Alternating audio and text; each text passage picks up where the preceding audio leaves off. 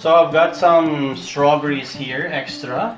So I'm gonna make tonight a cold press shrub for you. So you need 2 parts of fruit and 1 part of sugar. So the first step is to slice your fruits into smaller pieces. So now that you have all your fruits chopped and sliced in a bowl, it's time to add our 1 cup of white sugar. So just coat the fruit with sugar. This will allow the process of maceration to happen. So the juices of the fruit will naturally come out.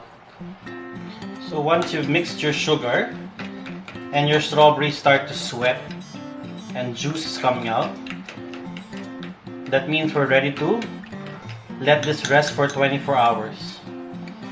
So the next step is to get cling wrap and cover your mixture. Make sure it's airtight so the color of your strawberries remains the same. And then refrigerate.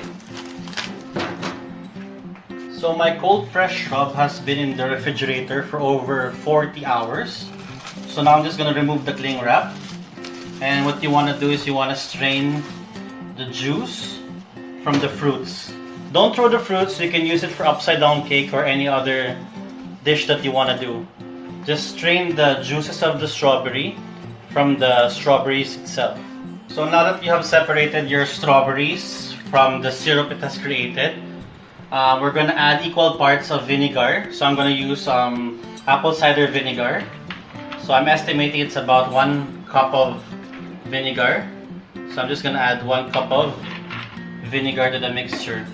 And there you have it. This is now your strawberry shrub. Keep in the refrigerator for 1 more day and serve with soda or tonic water.